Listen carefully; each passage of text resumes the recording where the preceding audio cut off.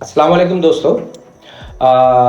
दोस्तों मेरा नाम चौधरी ज़ीशान असलम है और मेरा ये चैनल स्टार्ट करने का मकसद पता क्या है, सिर्फ इतना सा कि आजकल जो है ना बहुत से जो हमारे जो स्टूडेंट लोग हैं, दूसरे और भी पढ़े लिखे जो लोग हैं, वो लोग अच्छे मुस्तकबिल की तलाश में जो है ना वो अब्रॉड जाना चाहते हैं और लेकिन उनको सही रास्ता नहीं मिलता, सही गाइडेंस नहीं मिलती है।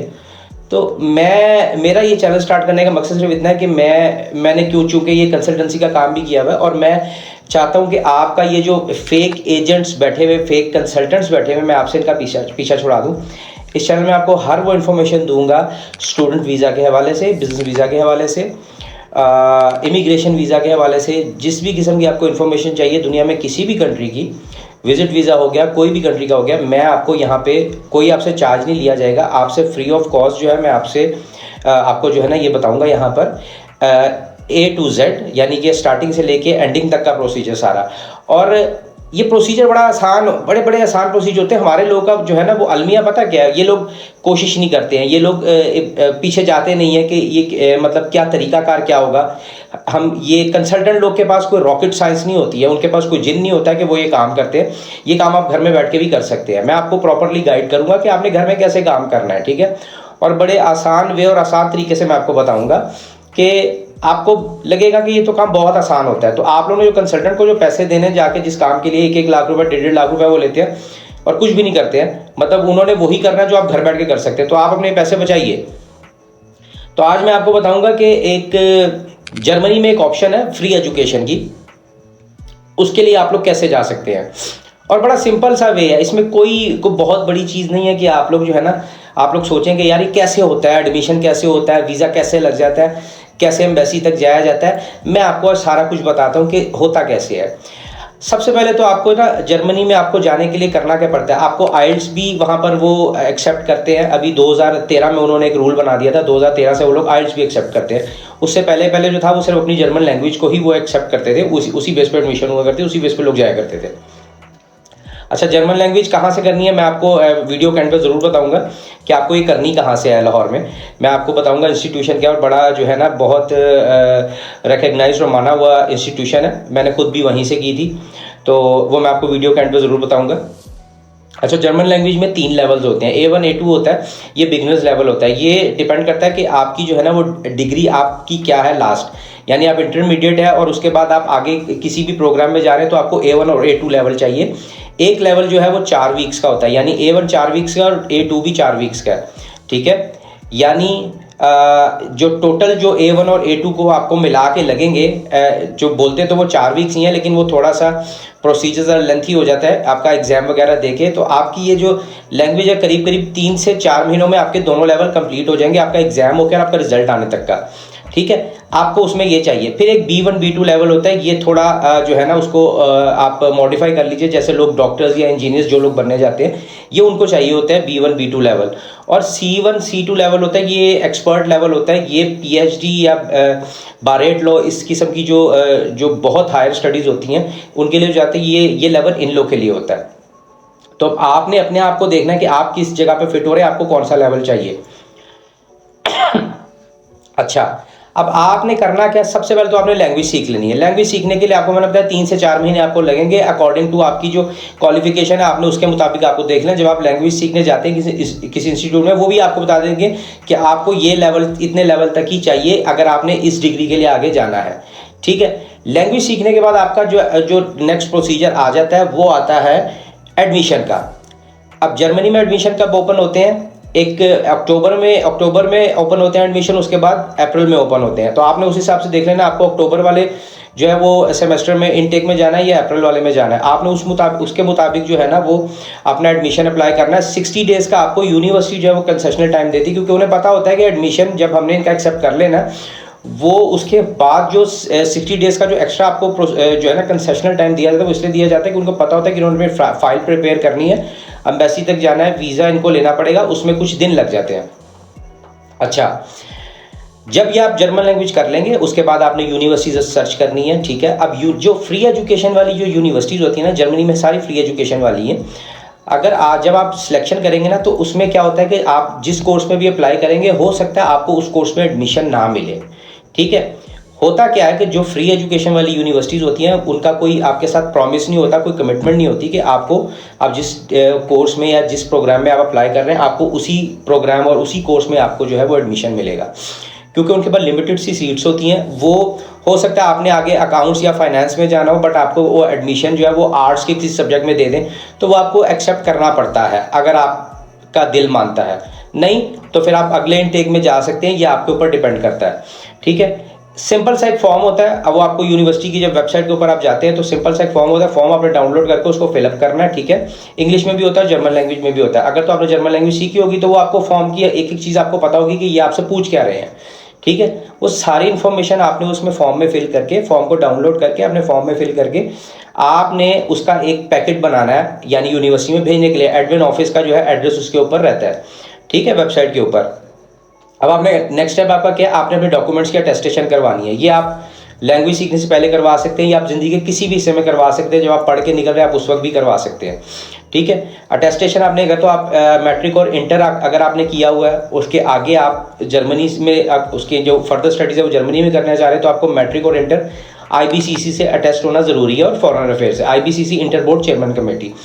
ठीक है, अगर उसके बाद आप ग्रेजुएशन है या मास्टर डिग्री आपके पास है, तो हायर एजुकेशन कमीशन से भी उसको अटेस्ट करवाना है। ठीक है, अटेस्टेशन हो जाएगी जब आपने वहाँ पर डॉक्यूमेंट्स भेजने हैं जर्मनी में अपने विद फॉर्म।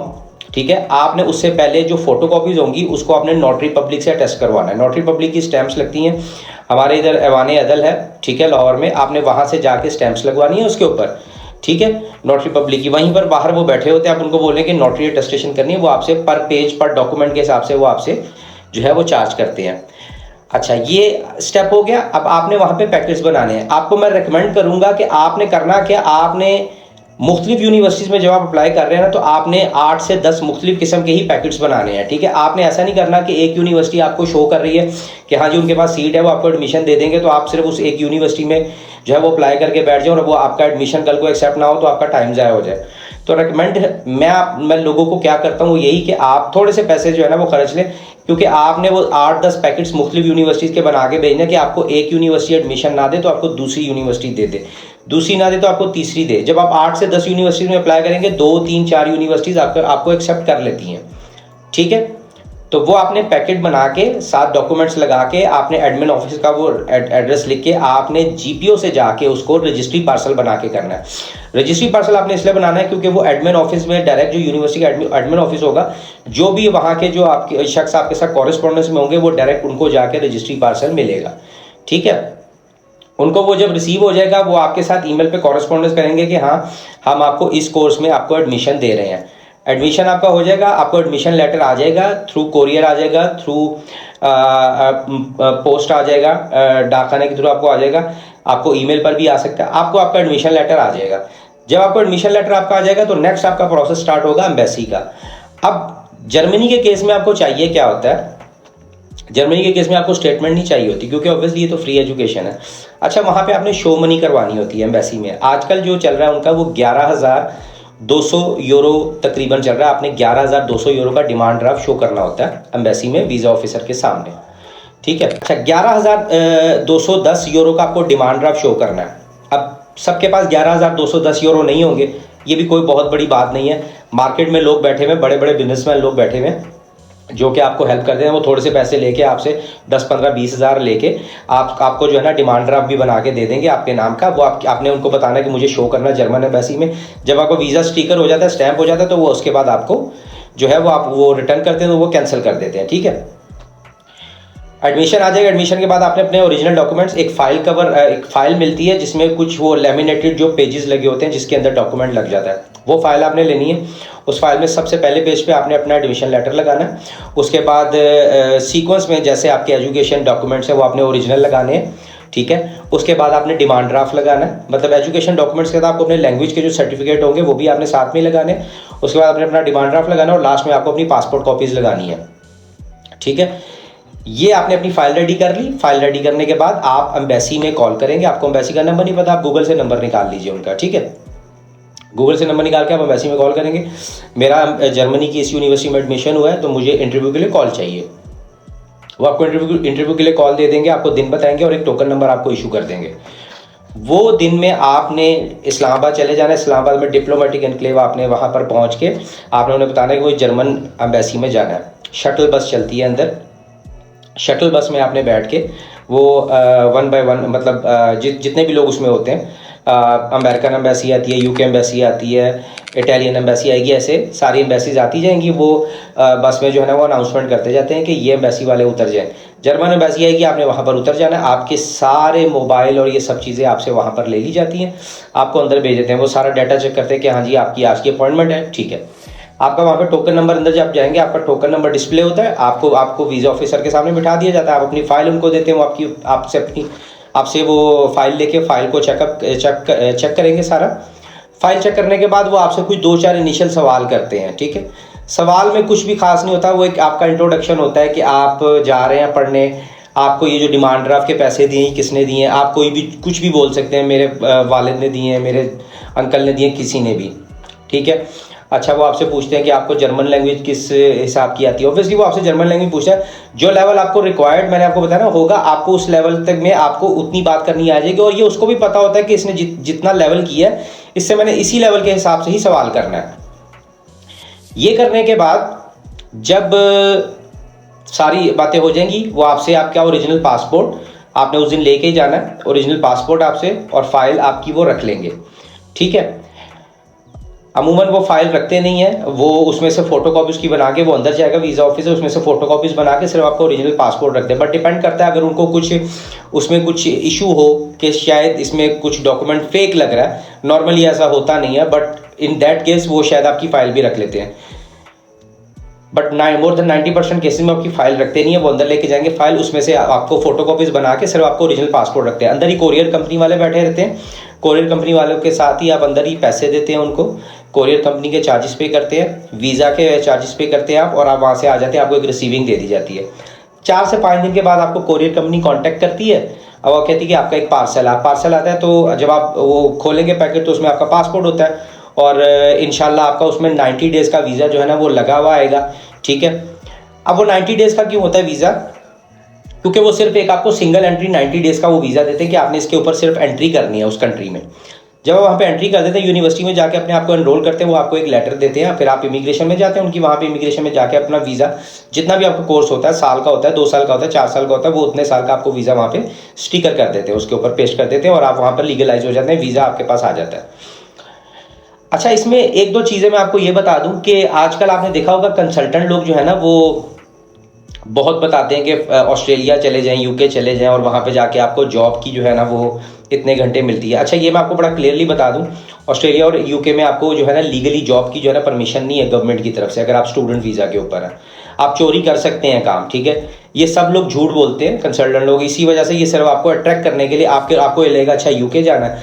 अब यूके का जो वो चीज़ एक कॉन्सेप्ट बन गया ना लोगों का, उस चीज़ से आप लोग थोड़ा सा बाहर आइए, ठीक है। मैं आपको इस चैनल के ऊपर ऐसे ऐसे कंट्रीज़ के बारे में बताऊंगा, आपको शायद आपने कभी सोचा भी ना हो, लेकिन वहाँ पे छोटे कुछ इश्यूज होते हैं। कहीं किसी कंट्री में लैंग्वेज बैरियर होगा, किसी कंट्री में कुछ होगा, लेकिन छोटे इश्यूज होंगे, लेकिन वहाँ पर आपके तरक्की करने के चांसेस ज़्यादा हैं।